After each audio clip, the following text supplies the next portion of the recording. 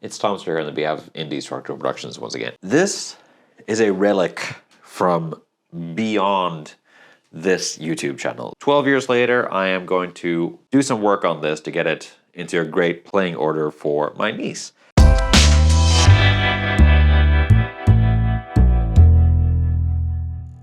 What we need to do is pass the bridge ground wire through, pass the jack wire through, and get this nicely situated. Get rid of some of this old solder that's on here. Watch as I put these again the wrong way around.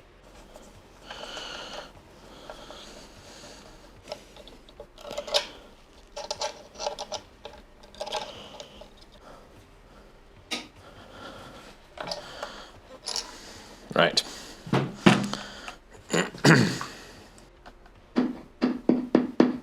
Okay.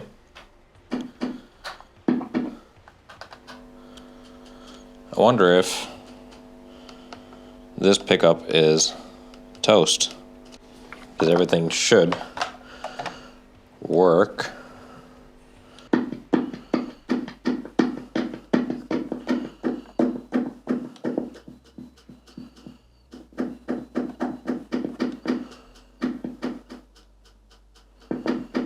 The nice thing is that we've fixed the middle pickup, but don't know why this one isn't working. I'll redo that joint there and see what we get. I'll see if I can figure this out. As far as I could tell, the bridge pickup is completely dead. But, however, I happen to have an Epiphone Hotch LP bridge pickup. It had a gold cover on it. That doesn't really fit this guitar, so we took it off. It's gonna have gold bobbins, but we'll work around that.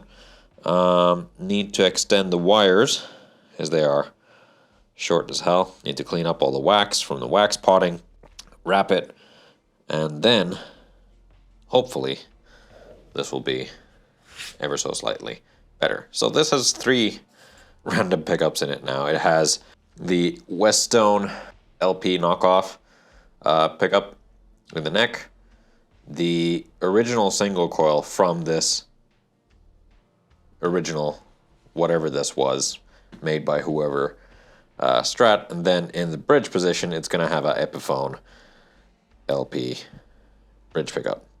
So before I undo all the work of having this original bridge in place, I'm just going to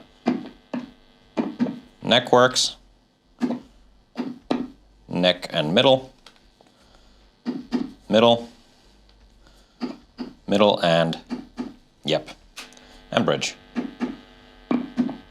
Bridge works, great.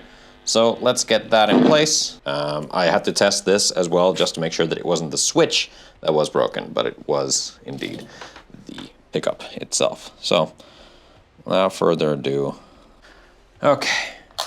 We got everything working.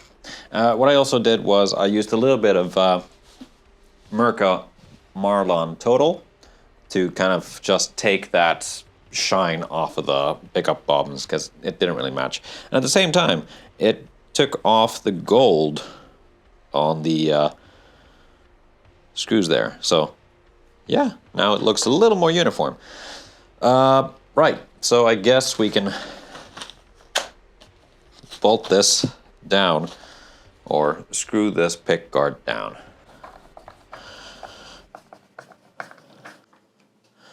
Now, because I'm a paranoid person, I'm gonna check the electronics again.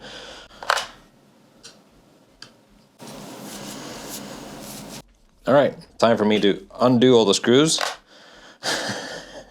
All right, so it turns out that once you tighten the screws, the switch pressed down onto the bottom of the cavity there. So I just fixed that with some electrical tape. The bridge. Now I'm just gonna lightly put it in place. The things I did with this bridge, the original was kind of shoddy and I didn't really like it. So I wanted to replace it with one of the spares that I had. Now that didn't really fit the whammy bar. So I cleaned up the old bridge plate and kept that, but I replaced the saddles because the saddles on those on the old bridge were gone and they were completely rusted all the way through. So I replaced them with these spare saddles that I had in my stock.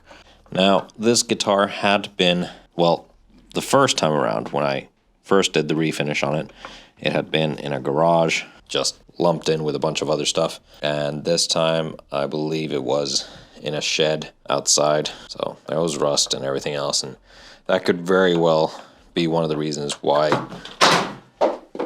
I dropped my screwdriver. That could very well be one of the reasons why the bridge pickup just wasn't functional anymore. It was said that these are noiseless springs.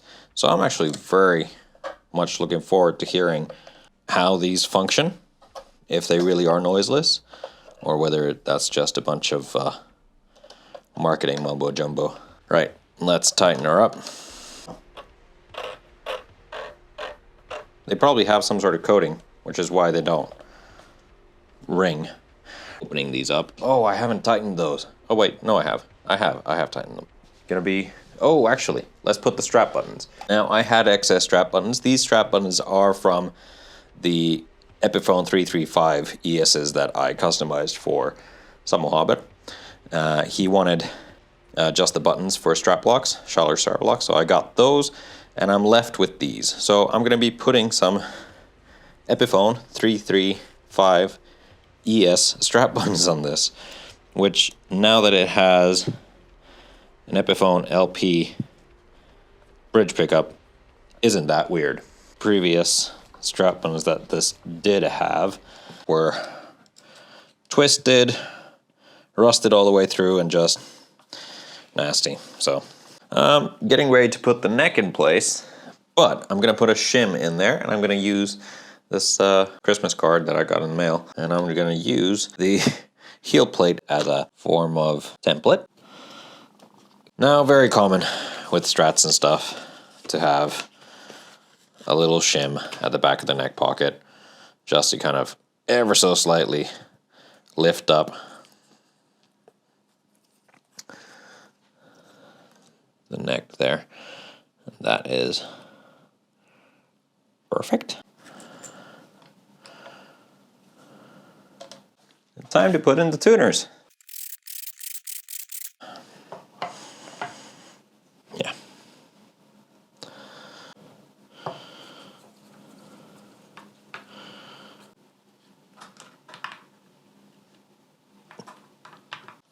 And then, much to my fear, I'll have to demo this with a little...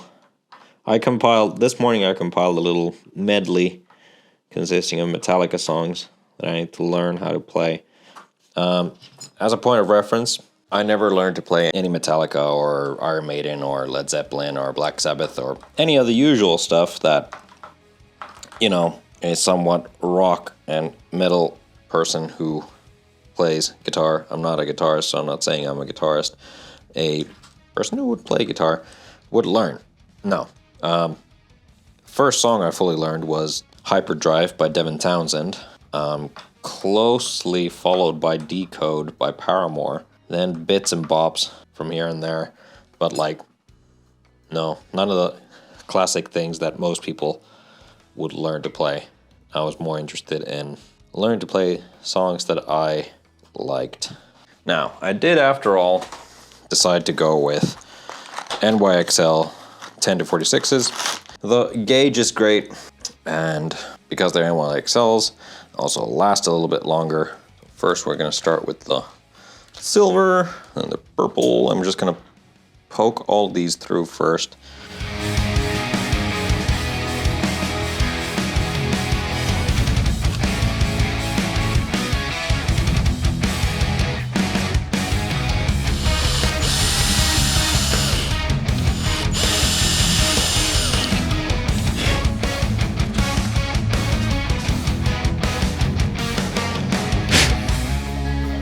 That's not too dumb at all. I think that looks fine. I don't know how well the mic's gonna pick it up, but there's a huge snowstorm outside, so it's gonna be a bit windy. Anyway, this has now been settling for a little bit, and we're gonna get to final setup. So strings are on and it's staying in tune, which is really nice. So what we need to do, get the nut sorted, make sure the neck is nice and straight. We're gonna put a little bit of relief in there just to make it play really nice. Check the action, check the intonation, and then, yeah, just all the final bits and bobs. All right, so there's quite a big dip, but that is mostly due to the fact that we did loosen this up quite a bit. So now we can get back to tightening things up. Nut adjustment. So what we need to do is fret the 3rd fret and then press down on the 1st. And what we want is to make that feel pretty much effortless. Right now, I do need to apply quite a bit of pressure to be able to fret the note here. And we're gonna take that down up until it doesn't take almost any effort at all. So, in order to do that, I'm just gonna gently make that slot ever so slightly deeper. Still a good bit to go. There. That feels so much better. And it still frets. All right, now to do the same process for, well, all the other ones as well.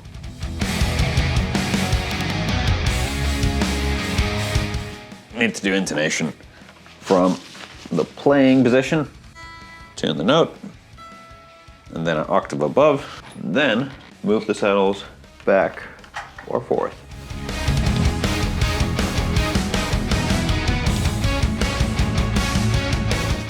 Right, so usually what I end up doing is 1.5 mil from the top of the fret to the bottom of the string. Once again, helping the fact that we don't need my niece to press down on the strings too hard.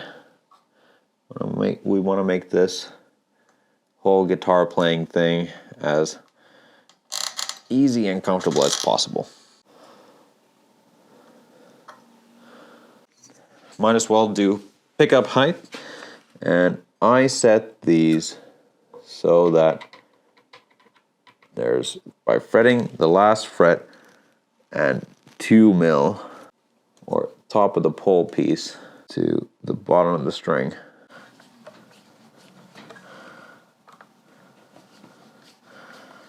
Rightio. So she's gonna want to learn Metallica on this, but we're gonna first off hear how things sound through an orange.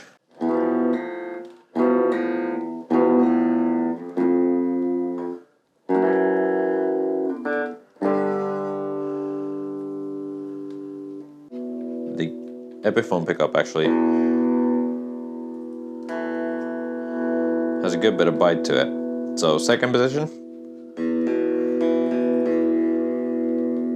middle, 4th position, and then the neck.